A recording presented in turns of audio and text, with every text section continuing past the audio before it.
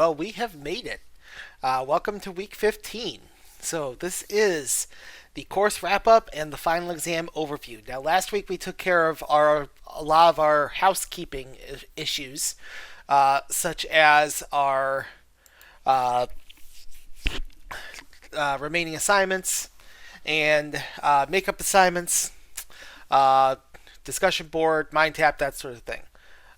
This week, primarily what we're going to be doing is looking at over the final exam one last time and try to get you some different perspectives, okay? Try to give you some help in preparing for writing the essays you need to make for the exam. All right. So, first off, again, congratulations for getting through the class. So, FYI, here is our deadlines, okay? May 7th is the deadline / lockdown date for the weekly discussion board that includes the lecture exercise board.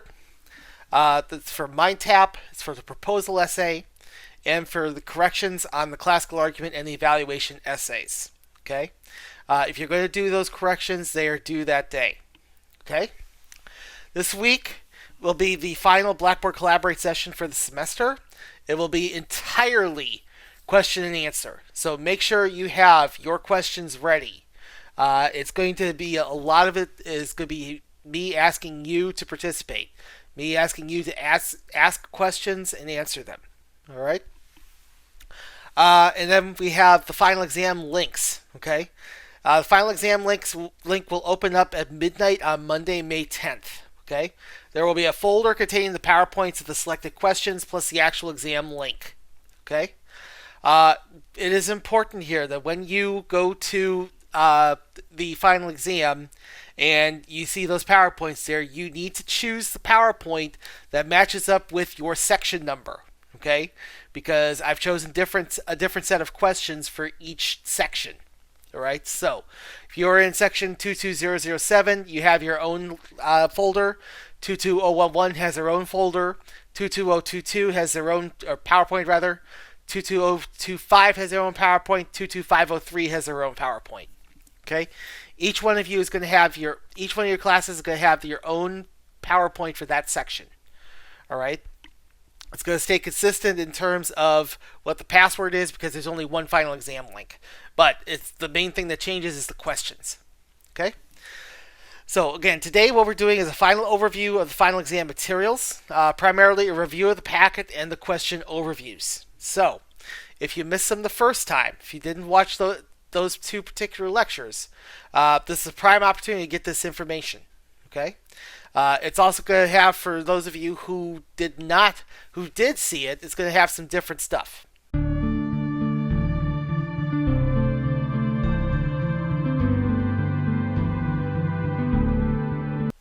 So, as a reminder, here is the final exam topics: children's television censorship. Always under intense scrutiny, children's television can sometimes veer into areas where that is, adult audiences become more uncomfortable with subject matter. Reactions to these ventures into the wilderness can vary on a local or national scale. But many times when the ire of the adults thinking of the children is raised, it leads to the censorship or wholesale change to individual episodes or even entire series. Okay?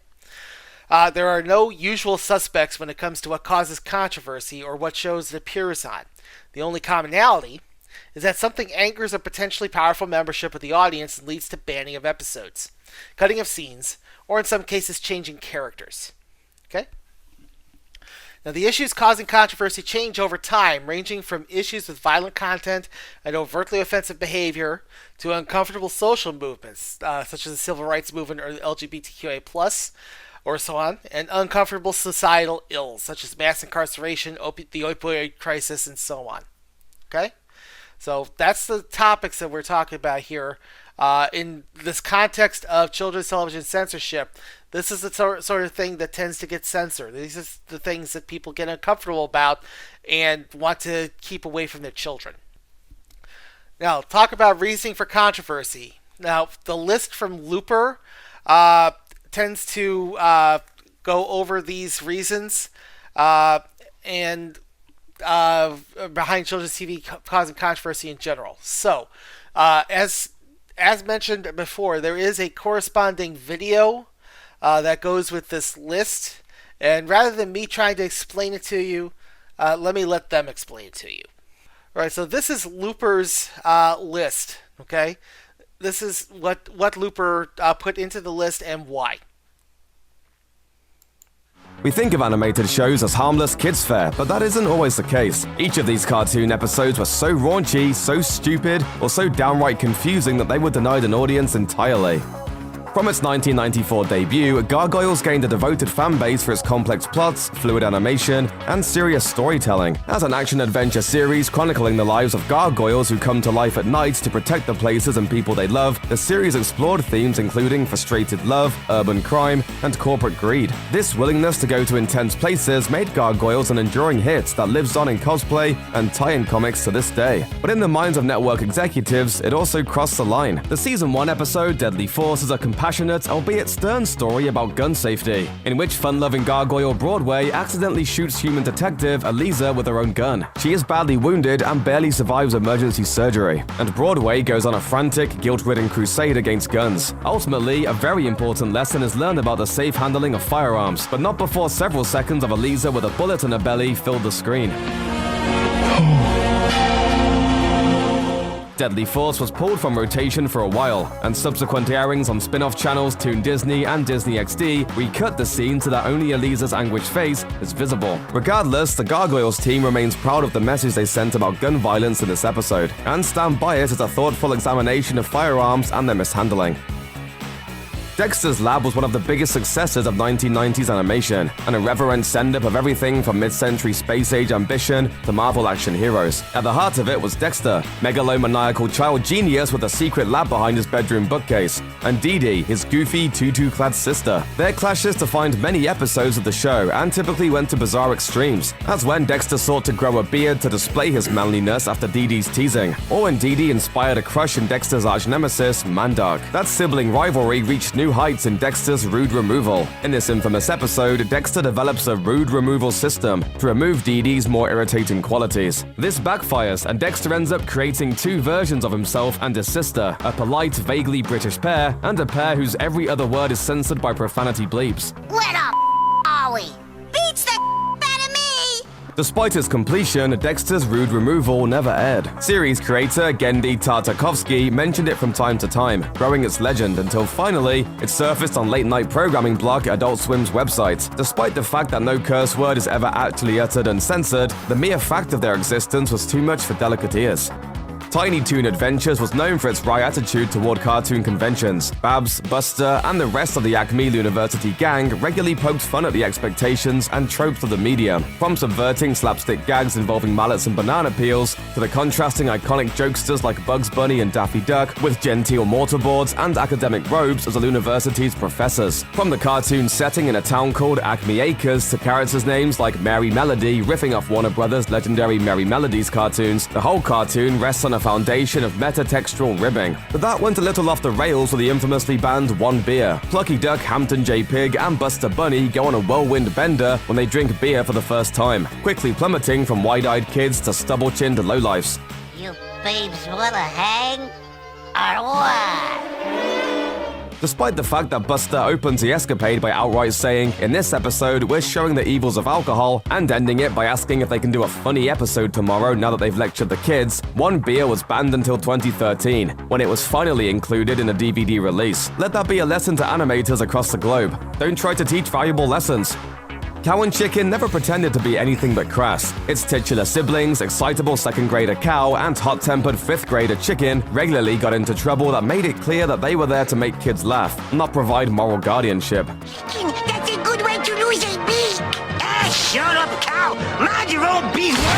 Take, for example, their enemy Red Guy, who might have actually been the devil but was most notable for not wearing pants. Among his many aliases were Officer Panskovsky, Mrs. Beardaria, Major Wedgie, and No Pants DeLeon. No joke was too crude for this cartoon to indulge. There was, however, a limit the censors did not want crossed, and Cow and Chicken found it with Buffalo Gals. 7 solid minutes of lesbian jokes. Unsurprisingly, it faced resistance from network executives, although it lives on through the magic of the internet.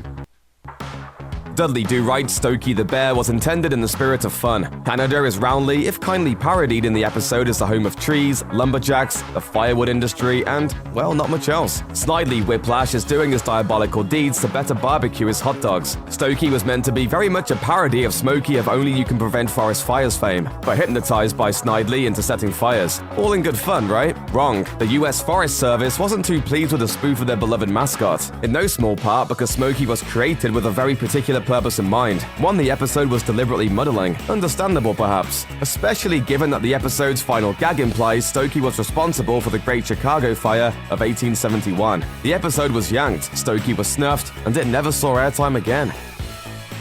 Batman the Brave and the Bold was a self-conscious tribute and recreation of Silver Age DC Comics. Bright, funny, and abashedly nonsensical. From the retro aesthetic to capers with titles like Invasion of the Secret Santas, Brave and the Bold was all about having a good and goofy time. Mostly, this resulted in kid-friendly hijinks of the laser guns and magical truth serums variety. But in the Mask of Matches Malone, Brave and the Bold got downright naughty. When they're caught sneaking into a nightclub, Huntress, Catwoman, and Black Canary think fast and perform Birds of Prey, a throwback toe tapper about the men of the DC universe that stuffs an innuendo into every other line. This ranges from Catwoman purring, "What a weapon, what a bang" about Batman, the implication that Green Arrow doesn't always shoot straight, and a complaint about the Flash being just too fast. But what got the episode booted off the Season 2 DVD collection was the suggestive finger waggle Huntress deploys when discussing Aquaman. His little fish, less outrageous. With a bit of reanimation to remove the telltale finger, it was included as a bonus episode on the Season 3 DVD, and thus everyone now knows all about the male members of the Justice League and their prowess, on and off the battlefield.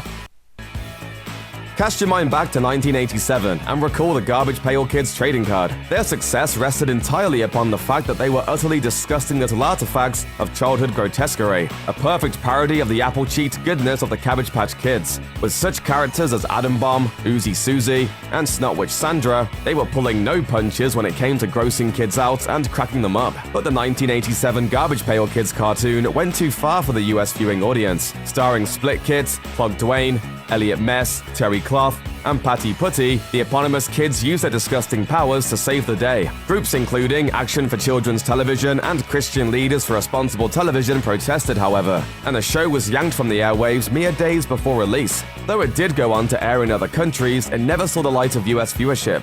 The Garbage Pail Kids were, to be frank, dumped. The English-language dub of anime mega-hit Sailor Moon cut and censored so many things from the original Japanese version, it merits a video of its own. Many of these changes have become infamous. Sailor Uranus and Sailor Neptune, originally lovers, were changed to cousins, and multiple instances of implied nudity were scrapped. Before many of these now infamous choices were made, however, was Day of Destiny, the finale to Season 1. Originally a two-parter, Day of Destiny sees Sailor Moon and company storm the evil Queen Beryl's Arctic fortress. Her henchmen attack, and the battle quickly goes south. Sailors Mercury, Mars, Jupiter, and Venus all die on the ice, and Sailor Moon is forced to fight the supercharged Beryl on her own. Given that the original Japanese title of the first episode is Death of the Sailor Guardians, the tragic final battle, it is perhaps unsurprising that it was cut, and the finale reduced to one cobbled-together episode for the US market. While it wasn't outright banned, the original version was just too much for kids. 1990s playgrounds the world over found themselves beset by a new fad. It was called Pokemon, and it still has yet to release its grip on young minds. Kids just can't get enough of Pikachu, Squirtle, and the gang. But a rumor haunted the franchise early on, mutating as it passed from kid to kid. There was an episode, they whispered, that was banned. The internet was in its infancy, and no one had ever seen the fabled episode, and so the tales grew unchecked. Even today you might hear a child whisper about a killer episode of Pokemon that no one has ever seen. Unlike other kid-spread legends, this one really did turn out to be true. Electric Soldier Porygon is the episode in question, and it was indeed banned from the airwaves for reasons of public health. Hundreds of Japanese children were rushed to the hospital after it aired in 1997, suffering from seizures, convulsions, and vomiting. It turned out that a brief moment of bright strobing animation induced this illness and set off a generation's favorite bit of gossip. 20 years later, it still fascinates us, though luckily those prone to seizures know to keep well away. The Powerpuff Girls was never a show content to be normal. The very premise itself, man combines sugar, spice, everything nice, and the mysterious black ooze creates triplets, is bizarre. And episodes hinged on everything from elaborate Beatles parodies to the sinister effects of glue consumption. But in Season 5's See Me, Feel Me, Know Me, this was taken to new heights. In an homage to rock operas like Tommy, the episode is a sung-through musical in which the girls meet a magical gnome who promises to vanquish all evil in exchange for their powers. And he makes Townsville into a cult. Eventually, the day is saved, Townsville is restored, and the gnome is defeated. So why did Cartoon Network keep the episode off US Airways? Questions swelled for years until show creator Craig McCracken finally provided some answers via his Tumblr. They banned it because they claim that the metal beams in the destroyed buildings looked too much like crosses, and one of the hippies looked like Jesus. The staff was surprised and the fans were deprived, but it all worked out in the end. The episode is now available to anyone who wants to watch it on Hulu, iTunes, or on the original series DVDs. Anime exploded into popularity in the late 1990s, and Toonami, a Cartoon Network programming block aimed at the action-hungry after-school crowd, was a huge part of why. From Sailor Moon to Dragon Ball Z, Toonami aired the coolest, edgiest, often weirdest cartoons Western kids had ever seen, and it kept them glued to their TVs. New episodes appeared daily. Movie-length specials were hyped for weeks prior to airing, and occasionally, Toonami even pushed the boundaries of what was considered acceptable. Action was tougher, faster, and more intense on Toonami, and jokes were a bit more edgy. Outlaw Star, a spacefaring action series, often pushed that line, but one whole episode was deemed unacceptable, impossible to edit into suitability, and unceremoniously dumped. It's no surprise as to why. Hot Springs Planet Tenrei sees hero Gene Starwind descend to a world of beautiful saunas filled with even more beautiful and always unclothed ladies. In the end, kiddie viewers just had to deal with the lack of continuity, until many years later, it aired on the late-night reimagined Toonami, intended for just those kids who'd love it the first time around. Alright, so that gives you the, really, you can tell from that list the kind of stuff that you're getting banned for in these particular cases, okay? As I've got the list here. Violence, offensive content and language, physical harm to viewers, excessive death portrayals, offensive religious content, overt sexual content, and promoting antisocial behavior. Okay? So we have a case study in the packet for Deadly Force, which is the episode of Gargoyles that was mentioned in that list. Okay, it's the 8th episode of the first season. Again, as the video said, plotline centers on guilt felt by the Gargoyle Broadway after he accidentally shoots the Gargoyle's human ally, police detective Elisa Maza, with her own gun in her apartment when he was playing cowboy with it. The episode originally aired in syndication, but was removed from rotation when it appeared on Disney-owned cable networks such as Toon Disney and Disney XD. Other networks that showed the series digitally removed blood from the scene when Elisa was shot. The episode was restored to the series in 2013 for its DVD collection release. 2019, the series was made available for streaming on Disney Plus, with the episode in its proper place in the Season 1 rotation. However, in the shooting scene is recut to avoid showing Elisa bleeding. Okay? They chose to cut the blood out and figured that you got to see the gun go off, so you kind of know what happened. Okay, it's hard to say whether the exclusion of that is going to help or hurt the episode any. Okay, but as the video we just watched said, the producers of the show still felt that there was a very strong gun safety message in the episode. That gets us to Sesame Street, the gold standard of American children's television. Sesame Street's currently in its 50th season, shared between its original home on PBS and its current home on HBO. Now, Sesame Street has earned no shortage of criticism over how issues have been portrayed on the show. Loudest and most harsh criticism has involved portrayals of social issues such as multiculturalism and societal ills. Okay? There have been several characters that have been introduced over the years which introduce children to these societal concepts, usually in response to criticisms, and have integrated them into the show's overall storyline. Okay? I've got a list of a few examples here, such as Roosevelt Franklin, who was a African-American coded character, as seen here. Abby Cadabby, who's child with divorce. Julia is an autistic child. Alex deals with incarcerated father. Lily, who was impoverished, so she was dealing with food insecurity and then later homelessness. Cammy, who's from South Africa and deals with HIV.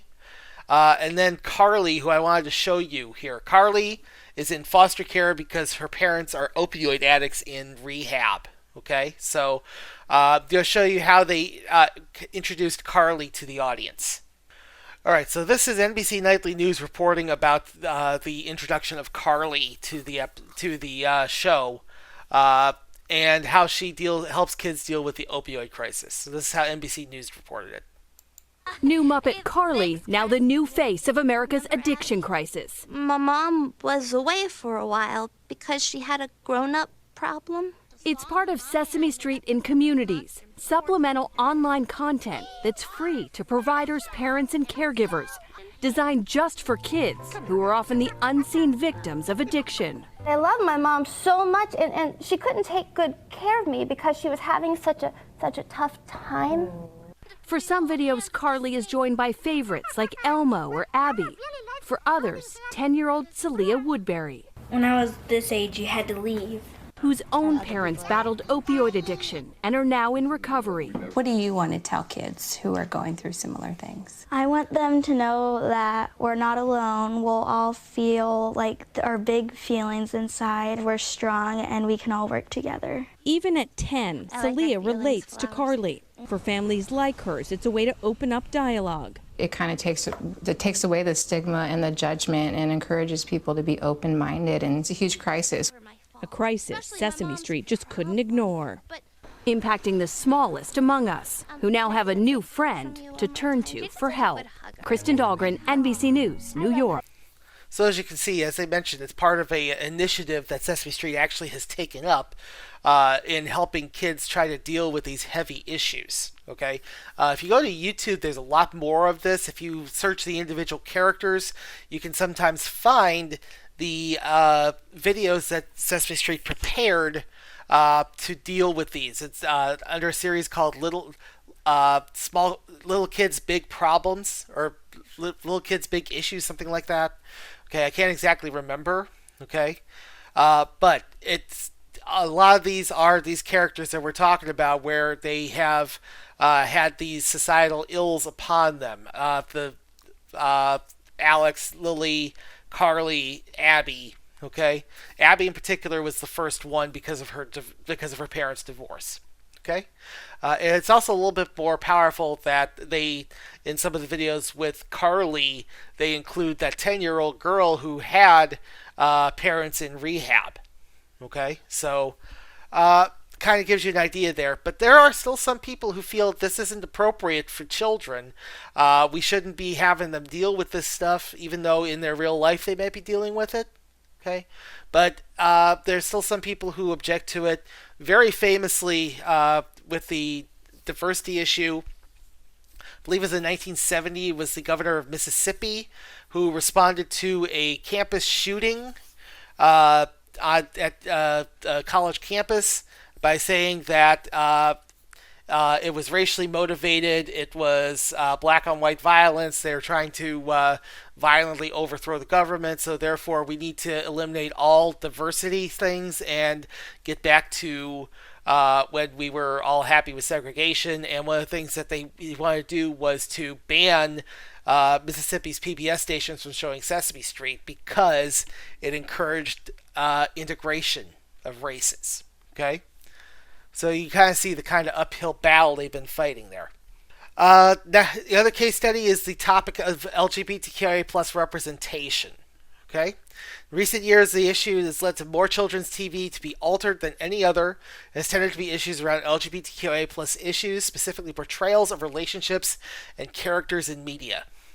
Much of the censorship surrounding this issue gets enacted in foreign countries when shows are localized.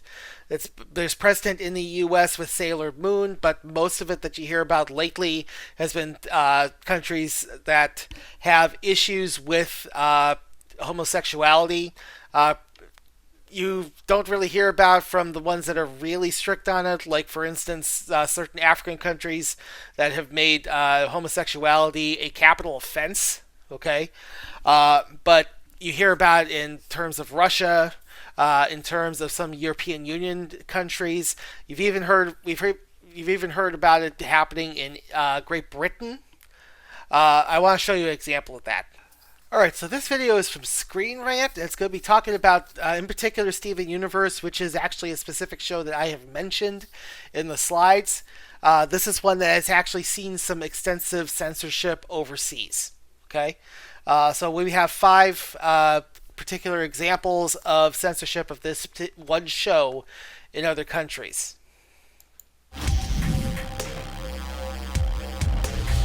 Steven Universe is a popular cartoon that was the first to be created solely by a woman for Cartoon Network. Rebecca Sugar based the lead character, a half-alien boy, on her younger brother Steven, who also happens to be an artist on the series. It's aimed at kids, so it's largely inoffensive, but that didn't stop some countries from censoring certain aspects of the show. And that's what this video is I know what this meal needs. A bag of onion! Altered dialogue. There have been a number of instances where the supposedly inappropriate dialogue in Steven Universe has been altered in various countries around the world. For one of the most extreme and largely unnecessary examples, look no further than the United Kingdom. In the UK, Amethyst's line, "Do you ever hear from old Farty Marty?" in the episode Onion Friend was cut down to "Do you ever hear from old Marty?" Seriously, the word farty was deemed too offensive for the children of the UK to hear. The UK literally being the accepted birthplace of toilet humor. There was also a line written for Marty when he was talking to Greg Universe about Greg's infatuation with rose quartz in the episode Story for Steven, that originally had him saying, "See Greg, this is your problem. You want one huge woman when you could have multiple small ones." In the UK, to make Marty sound a little less like a repulsive womanizer who dislikes overweight women, the line was changed to, "See Greg, this is your problem. Don't get distracted by these small town girls. They don't matter." And those changes are just a couple of the countless examples from around the world. The only way to defeat the beat is with meat. Altered signage. It's not just the audible words in Steven Universe that have been changed to suit audiences around the world. Some of the written words, specifically those on signage in the show, has as well. For instance, in France, a sign that said Meat Beat Mania simply said Beat Mania to avoid any suggestion of meat beating. In fact, one sign at the Funland amusement park in the show was even altered in America in a later episode. A hot dog stall sign that previously said Wiener in hand was changed to simply say hot dogs. On a related note, and perhaps even more baffling, is the fact that some of the text in certain episode titles were changed abroad. In Russia, Bulgaria, and the Middle East, for example, the episode known as An Indirect Kiss Everywhere Else was changed to variations of Steven's power. The original title referred to a moment in the show when Steven improved Connie's vision by kissing her on the forehead, and there's nothing wrong with that. But for some bizarre reason, the word kiss on an episode of a children's cartoon was deemed to be inappropriate. Do you really think these changes were needed? Let's go, just 1 on 2. Go ahead and try hit me if you're able. Watered down violence. Scenes involving physical violence in Steven Universe tend to show contact between the people who are fighting. If someone gets punched in the face, you'll see the contact between fist and face. If someone gets kicked in the head, you'll see the contact between the foot and the head. Or at least, you will when the show is being aired in America. In the likes of the UK and Australia, however, a technique known as hit flash is used instead, which fills the screen with a big flash at the point of contact, masking the moment it happens. A prime example comes in the Jailbreak episode, when the brutal showdown between Garnet and Jasper was full of hit flashes spliced in at various points to hide the moment of physical contact when any punches occurred. It's actually quite a commonly used technique in animation. Batman the Animated Series is another show that uses it, and it's so subtle that it's barely noticeable unless you're aware of the fact that it's happening. It's a convenient way to make the censors happy if they don't want actual contact violence depicted in cartoons without really taking any quality away from the scenes in question. Come to me! Homophobia. Yup. What essentially amounts to homophobia is occurring in some countries when it comes to Steven Universe. Can you believe that? The show was groundbreaking for being a kids' cartoon depicting homosexuality, but certain countries seem to pretend the very concept of homosexuality doesn't exist when they air the show, by cutting out any scenes in which 2 characters of the same sex kiss or show each other affection. For example, in Malaysia, in the episode Hit the Diamond, when Ruby and Sapphire kissed, they spliced in duplicate shots of what happened before and after the kiss instead of actually showing it. In the UK, in the episode We Need to Talk, Pearl and Rose spontaneously did the fusion dance, which is the most intimate act the characters in the show are capable of, and while suggestive, it certainly wasn't explicit, but the scene was cut to a guitarist from the band whose music was playing instead. And in Sweden, Sapphire's line, "I'm trying but all I want to look at is you," was changed to "I'm trying but I'm having problems concentrating." in order to avoid the suggestion that she was sexually attracted to Ruby. For this to still be happening in the 21st century is sad, really. Everything on this island has such a bright, happy smile. Snipped scenes and episodes. A number of scenes from Steven Universe have been strangely snipped around the world. For example, Latvia snipped a few seconds from a makeout session between Sadie and Lars in the Island Adventure episode. Yeah, even heterosexual couples are having their kisses edited. Poland shortened a scene in which Amethyst pulled a large booger out of her nose. No, really, boogers were deemed to be inappropriate in a kids' show in Poland. As if every single kid watching hadn't picked their nose at some point. And even more bizarrely, most of Europe cut Steven executing the Heimlich maneuver to save Lars from choking on a donut laced with powerful fire salt. What the heck is wrong with showing the Heimlich maneuver? It's a technique that saves lives, for goodness sake. Moreover, some entire episodes have been completely excised. We Need to Talk wasn't shown in Turkey, The Answer hasn't been broadcast in Russia, and both So Many Birthdays and Lars and the Cool Kids haven't been aired in the Middle East. For whatever reason, the content of those episodes has been deemed so inappropriate for children that they will never be shown on TV in those countries. And frankly, that's just weird. Whoops. They're cute! Alright, so you can see that there were multiple reasons why they've had censorship issues around the world, honestly. Even in the U.S., I mean, the Wiener and Hand episode, the Wiener and Hand thing, okay, it's something that people are going to not really see in the background. But some of them are fairly serious. As they mentioned in Russia, they have never aired the episode The Answer. That particular episode is the episode that involves Garnet telling Steven the origins of herself, of Ruby and Sapphire's relationship. So obviously, because they have some very heavy anti-gay legislation in Russia, they aren't going to air that one. Okay? So, that gets us into the last bit on this slide. Shows have been developed in recent years that have had LGBTQIA plus representation built into them, sometimes as the framework the entire show is built around, such as Steven Universe, obviously, but also She-Ra and the Princesses of Power. While many shows can only get away with it in closing seasons or episodes, more shows recently are being overt about the representation with the support of their broadcast platforms. Okay? The broadcasters themselves are allowing them to do it. Or telling them, hey, go ahead.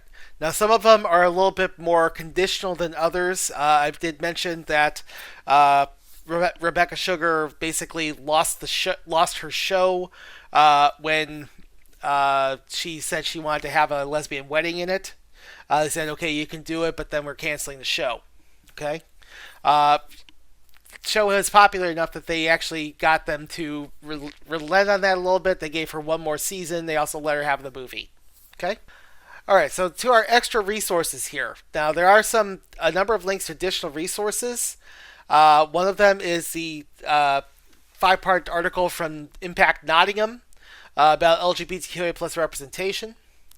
There are 12 video clips which give samples from the following shows. I've shown you at least one of them. That's the Looper article, or the Looper video. I want to show you a couple others as we're going along here.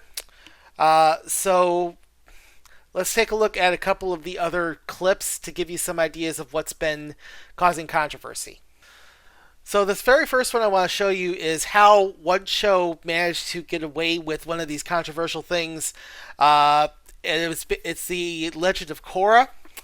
They had a strong following for this show, especially among fans, that there should be a relationship between Korra and her friend Asami, who is an industrialist. Okay, they waited until the very end of the very last episode to confirm this. I'm pretty sure that's basically because they wanted to confirm it, but they also wanted to were thinking of the show's safety, and they didn't want to cancel prematurely.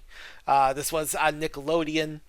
Nickelodeon had already messed with it by shifting it from a regular broadcast schedule to making it an online exclusive, which was kind of disheartening, especially for those people who did not subscribe did not have Nickelodeon's website as one of their subscription services.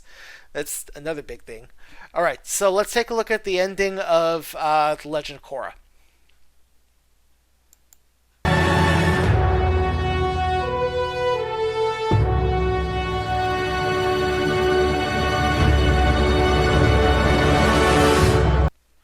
All right, so you see what they did with that one. Keep in mind that that show ended immediately after that scene. Okay, that was the very last scene of the very last episode. Okay, here's a more modern example that's in that list. This is from the Owl House.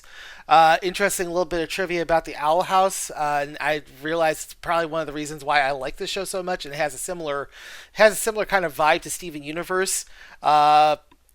Looking at the credits of it, because my daughter's been watching it, I have recently discovered that one of the animation supervisors on this show is, guess who? Steven Sugar, Rebecca Sugar's brother, the one who Steven Universe was based on.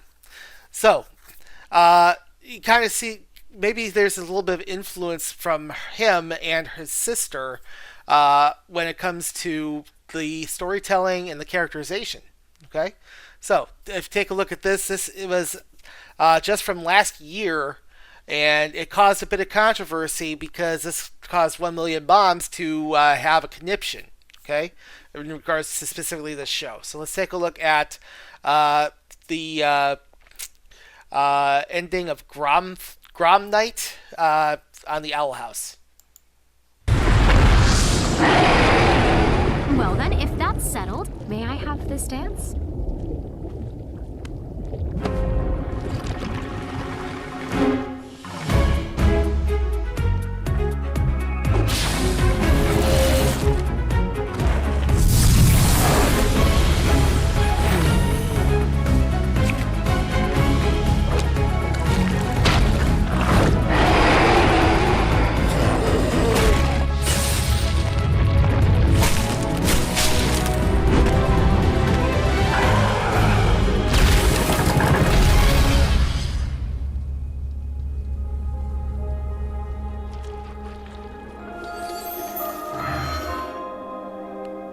So, who did you want to ask out? Oh, it's not important. And there you have it, folks. A happy ending for this year's Grom. Let's give a big hand to our Grom queens, Luce and Amity.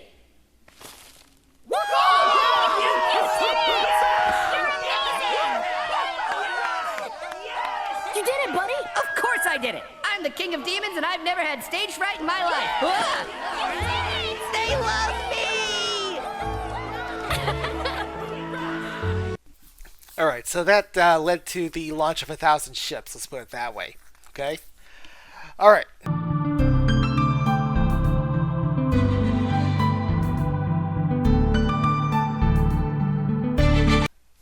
So next up, we're looking at the individual questions themselves. Okay. So question 1. Among the reasonings that have been presented for considering children's programming to be controversial, issues of inclusion of marginalized populations tends to arise commonly throughout time, whether it be Southern objections to Sesame Street's diverse neighborhood, or modern issues that arise around LGBTQIA plus characters. What argument can be made for either side of the controversy? That is, what arguments are there for inclusion of these characters, and what arguments are there for their exclusion? What support does either side have for their argument, and how sufficient is it?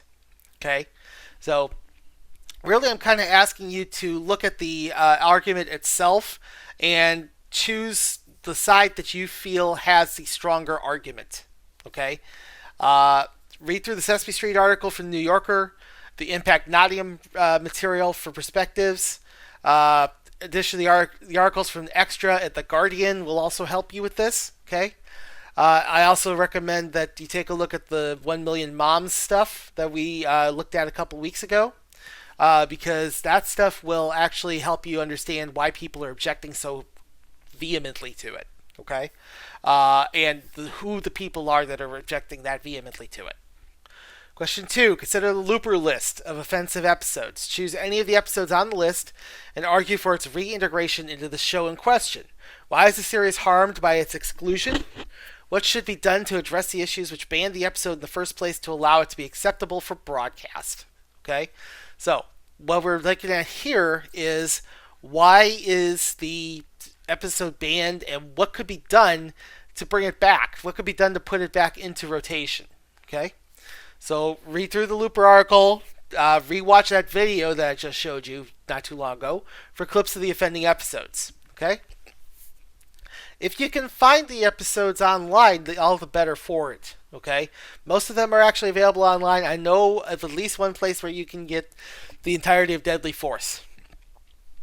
If you don't have a Disney Plus account, there are a couple of YouTube channels that will show you the entirety of Deadly Force with some minor alterations so that copyright bots don't come through and issue copyright strikes.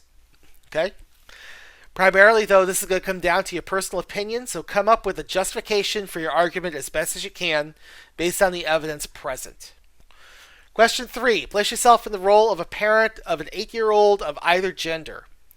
Your child has been watching Steven Universe off and on depending on the broadcast schedule. But the night you decide to watch the show with them is the night the episode Reunited airs, depicting a lesbian wedding. Argue for or against your child continuing to watch the show. For what reasons are you making the decision for your child? How much does the background of the series or other episodes of it play into your decision? Now, it's strictly a role-playing question, okay?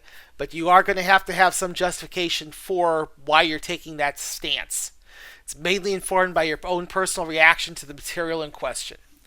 So, as a means of gaining perspective, part of the reason why the wedding was so significant was because of the realistic portrayal of the relationship between the participants when they were not fused as Garnet. That's Ruby and Sapphire.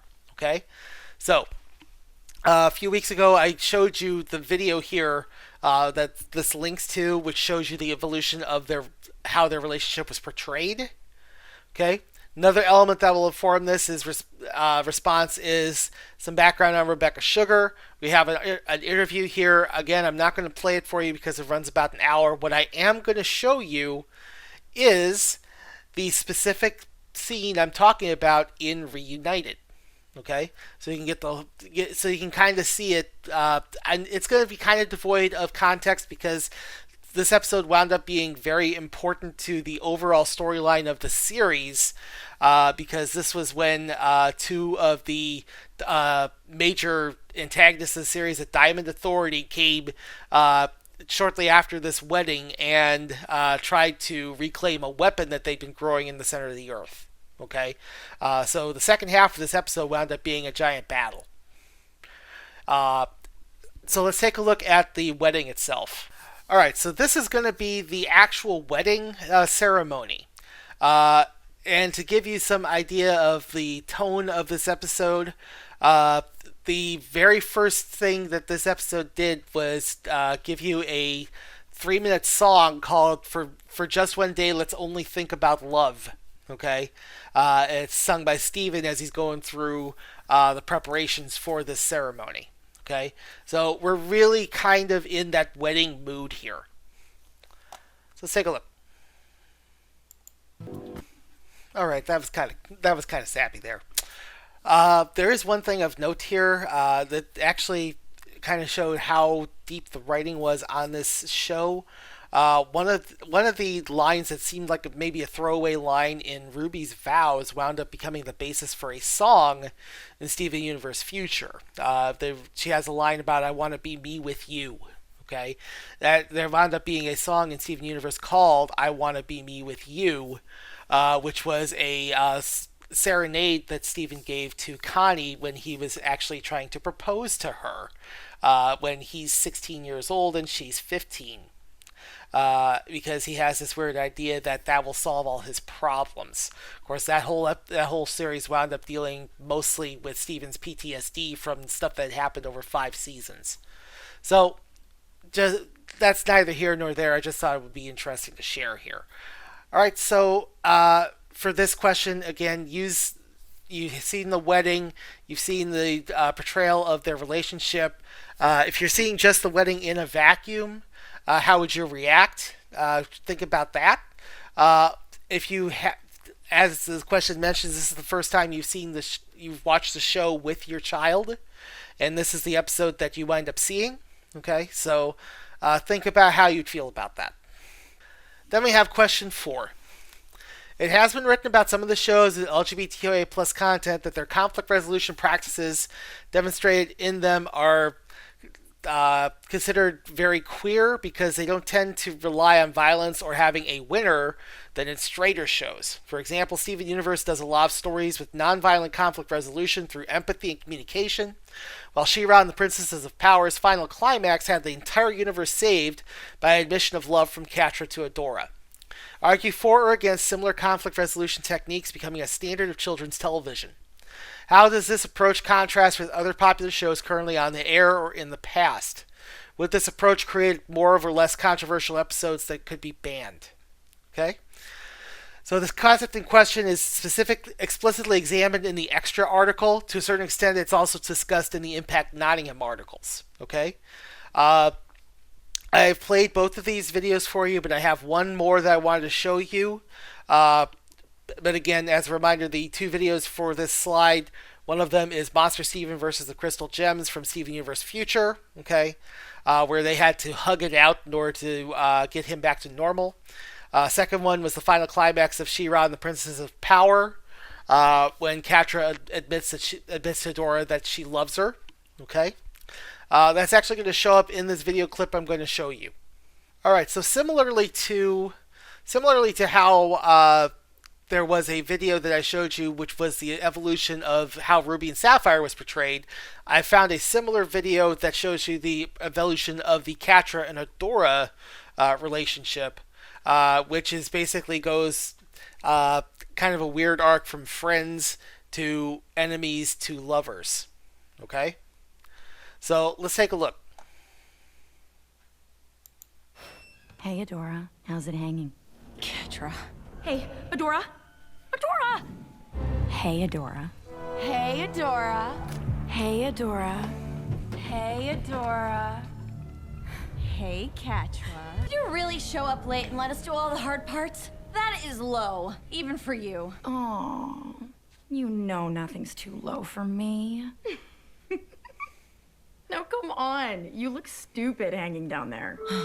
Training exercise successfully completed.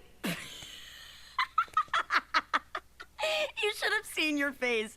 You were like, no, betrayal. Oh, come on, Catra. No way. You've been promoted? Well, kind of. I mean, yeah, I guess. But it's not a big deal. Are you kidding? That is awesome. We're gonna see the world and conquer it. Adora, I need to blow something up. What? Shadow Weaver says you're not coming. What? I was hoping you could be, I don't know, happy for me. Whatever. It's not like I even care. I just want to get out of this dump at some point before I die of boredom. Adora! Catra? They let me drive a tank. Can you believe it? Catra, I don't understand. What are you doing here? Duh. We came to find you. Cover for me, Catra. No one will even know I'm gone. Seriously, did you just immediately get captured right after you snuck out, or... What are you wearing? Come with me. You don't have to go back there. We can fix this. Are you kidding? You've known these people for what, a couple of hours? And now you're gonna throw everything away for them? Oh, what happened to you?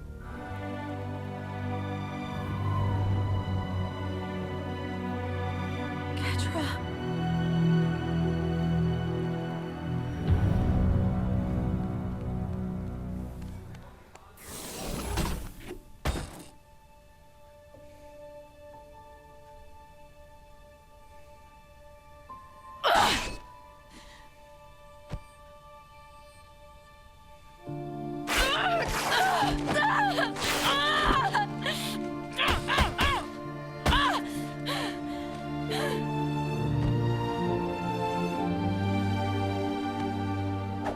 Isn't the type to just leave all of his old friends behind, and neither am...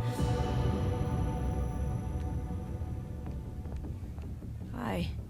She stole my food and then asked me to spy on people with her. Is this what love feels like?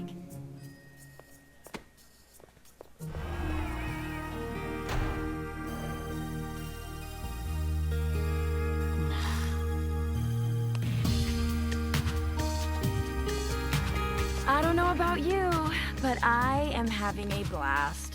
Whatever it is you're planning, it won't work. You sure? Maybe my plan won't work, but then again, maybe it already has.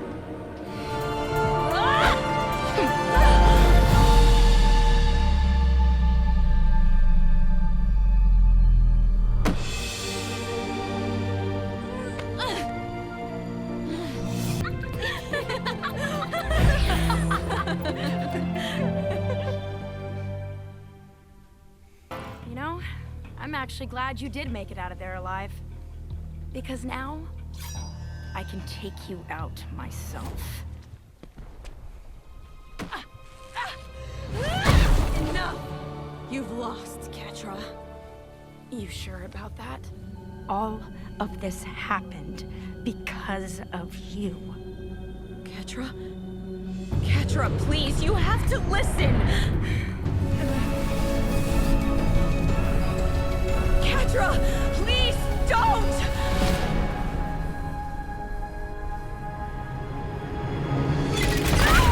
Soon, the two of us are gonna be ruling Etheria together, just like we always planned. Is that what you really want? To rule the world? I mean, yeah, obviously. Isn't that what you want too? I won't leave you behind again! Why can't you just stay? We have everything we ever wanted. It's not real, Catra! As much as I wish that things could be simple the way they used to be, there's no going back.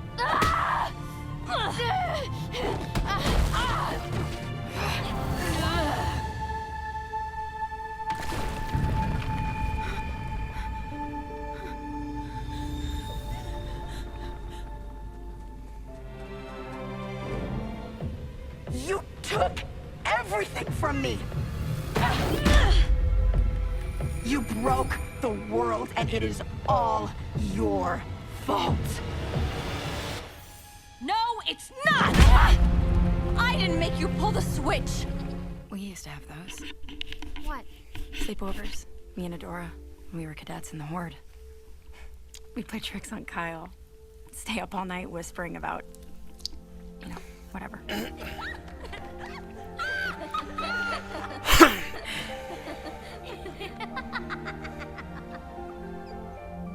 I'm always gonna be your friend. Adora! I'm sorry! For everything!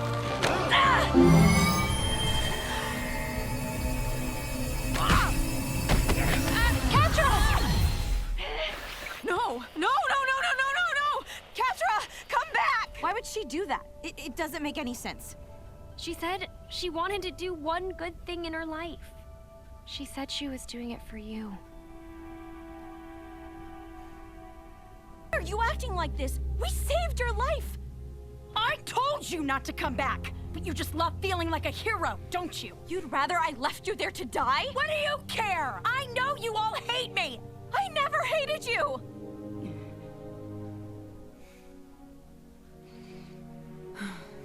You'll never have to see me again. Adora, wait! Please. Stay. What's going on? Ooh, are we messing with Adora? Catra, do you have to sit right there? What? I'm not doing anything. Adora, concentrate! Yeah, Adora, concentrate. You can do it! If my helmet were that adorable, I'd leave it on too. Those ears. It is not!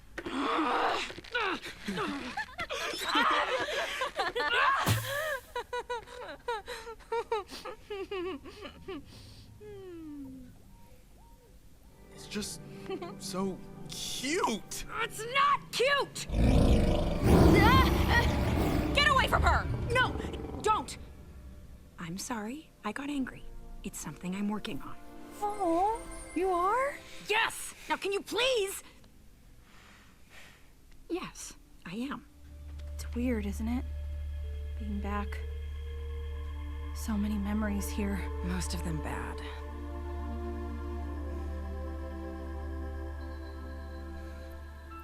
Hey, bet I can still beat you to the forge. Because you always cheat. Fine. I'm only doing this to make sure Shadow Weaver doesn't try anything. Not because I like you.